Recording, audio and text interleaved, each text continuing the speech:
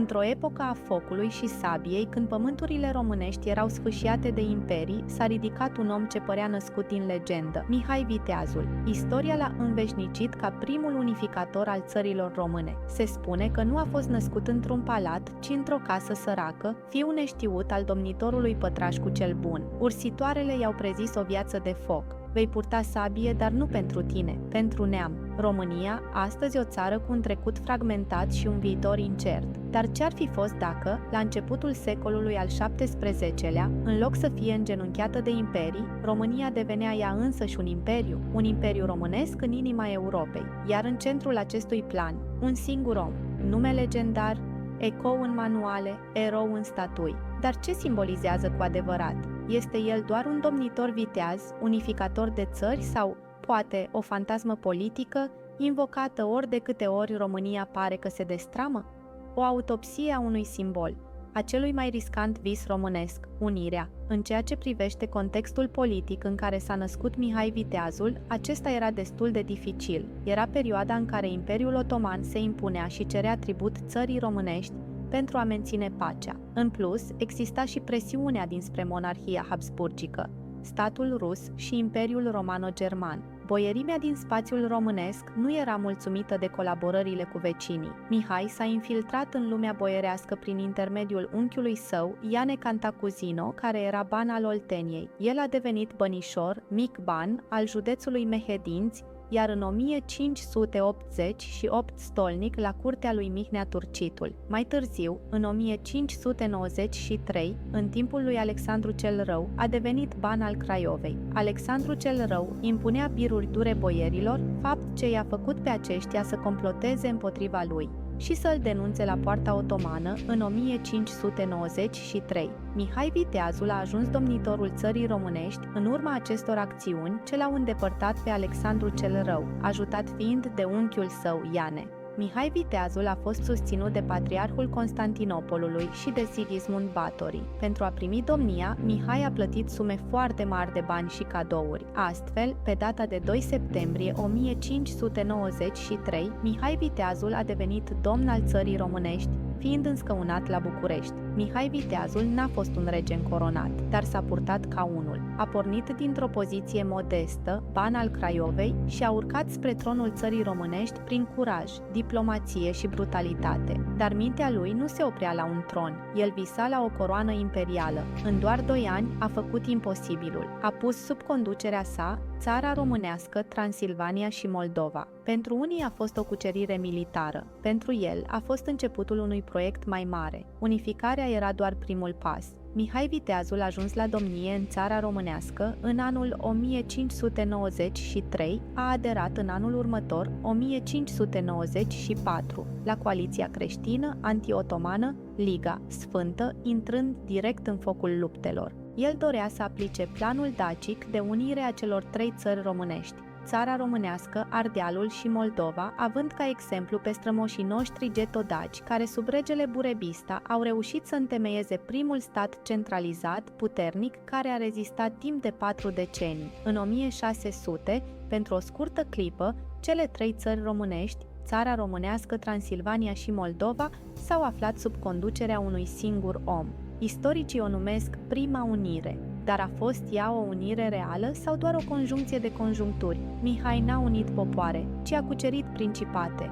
N-a domnit ca un reformator, ci ca un militar, dar mitul e mai tare decât faptele, pentru că el vorbește despre o Românie posibilă, nu despre una reală. Mihai nu a fost un sfânt, nici un diplomat strălucit. A fost un oportunist genial, un luptător fără frică și un om capabil de cruzime extremă. Un fiu de boier controversat, care și-a croit drumul spre tron cu sabie și intrigă. Dar tocmai asta îl face emblematic. Este românul arhetipal, mereu împins de circumstanțe, obligat să lupte singur împotriva lumii, trădat de aliați, doborât de proprii rivali, un cezar balcanic născut prea devreme. După victoria în luptele de la Schellimber din 26 octombrie 1599, Mihai Viteazul a intrat triumfal în Alba Iulia la data de 1 noiembrie 1599, fiind întâmpinat cu multă bucurie de locuitorii orașului, în fruntea cărora s-au aflat conducătorii instituțiilor principatului.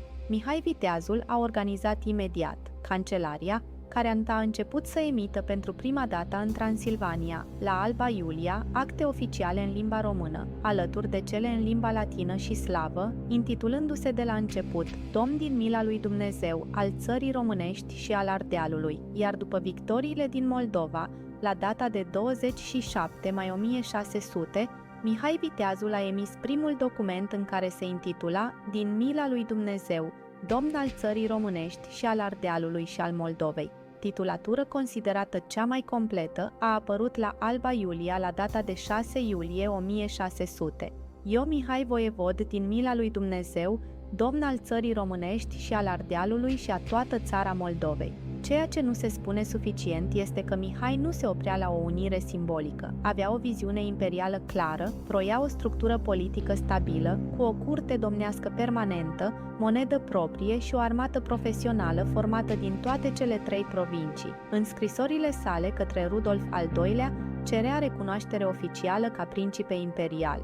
În același timp, încerca să-i înlăture pe nobilii maghiari din Transilvania și să impună un sistem administrativ centralizat, un model de guvernare inspirat mai degrabă de Bizanț decât de feudalismul local. Viziunea sa? O Românie mare, dar nu doar geografic, o Românie imperială, autonomă, suverană. Mihai n-a luptat doar cu turcii, a fost prins între Imperiul Habsburgic și cel otoman, folosit și abandonat de ambele tabere, cu o viziune clară, dar fără susținere durabilă. Când s-au ciocnit armatele la Călugăreni, legenda spune că Mihai a fost învăluit într-o lumină. O voce cerească a șoptit: mergi, nu ești singur. Săgețile au început să ardă în zbor, iar turcii s-au oprit înfricoșați. Într-o Europă în care marile puteri desenau granițele cu sângele altora, el a încercat să joace un joc prea mare, iar simbolul s-a născut tocmai din eșecul lui. Românii nu l-au iubit pentru că a reușit, ci pentru că a îndrăznit, dar niciun imperiu nu se construiește doar cu visuri. Mihai era singur, boierii îl urau, Transilvania îl respingea,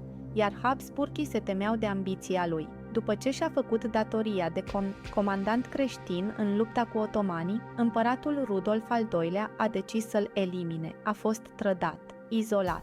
În dimineața zilei de 9 sau 19 august 1600, Mihai Viteazul a fost ucis prin trădare, în tabăra sa de pe Câmpia Turzii, de către soldații generalului Basta. După comiterea crimei, generalul Basta a ordonat tăierea capului domnitorului Mihai Viteazul, iar trupul batjocorit a fost aruncat într-un șanț și îngropat. Ulterior, un boier muntean, paharnicul Turture, a luat capul lui Mihai Viteazul și l-a dus la mănăstirea Dealu, iar trupul a fost adus la Alba Iulia și înmormântat în clădirea Mitropoliei Ortodoxe a Bălgradului și Arhiepiscopia Țării Ardealului, construită de domnitor. Planul imperial a murit odată cu el. Sau, poate, doar a adormit. Dar dacă Mihai ar fi supraviețuit, dacă Rudolf îl recunoștea oficial ca principe imperial, sau dacă boierii l-ar fi susținut într-un sistem protoparlamentar, am fi avut un stat românesc consolidat cu 2 secole înainte de 1859. Am fi fost un factor regional real în Balcani. Poate am fi preîntâmpinat dezbinarea ulterioară. Poate Bucureștiul ar fi fost un fel de Viena orientală. O Românie imperială ar fi schimbat nu doar istoria națională, ci întreaga geopolitică a Europei centrale. Secolul 20 l-a transformat pe Mihai în mit. Regele Ferdinand l-a revendicat, Ceaușescu l-a glorificat, școala l-a dogmatizat.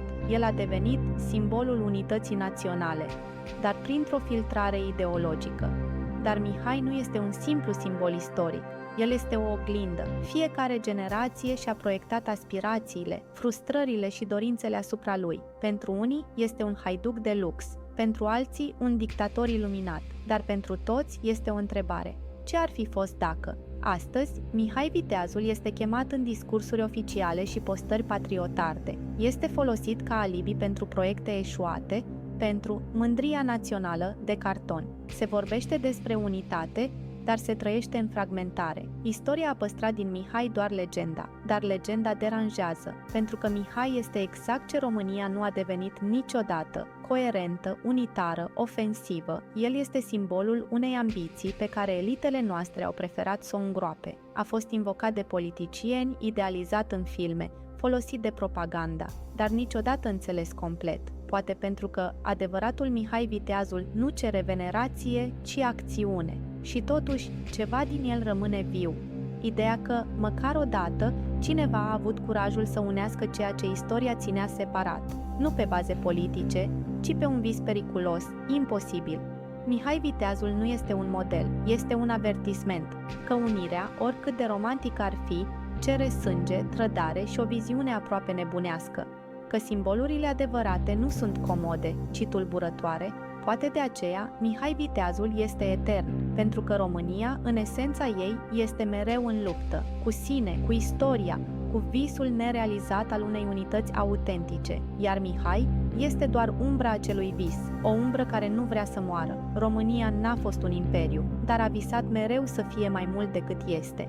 Mihai Viteazul n-a avut timpul să-și termine planul, dar ne-a lăsat ideea, una care poate fi înfricoșătoare prin curajul ei, un stat românesc puternic, independent, stăpân pe soarta sa, care nu se supune nici estului, nici vestului, ci doar propriului destin.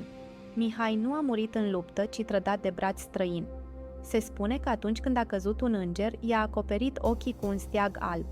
Trupul i-a fost dus de un călugăr pe un deal, iar sabia lui a fost înfiptă într-o stâncă. Legendele nu sunt despre fapte exacte, sunt despre adevăruri mai adânci. Poate că vulturii de foc au fost doar în vise, poate că sabia era doar de fier, dar ceea ce a rămas nu este doar povestea, este un legământ. Un neam care își uita legendele își pierde zborul. Tu, cel care asculți, vei duce mai departe sabia? Legenda nu s-a încheiat, ea continuă prin noi.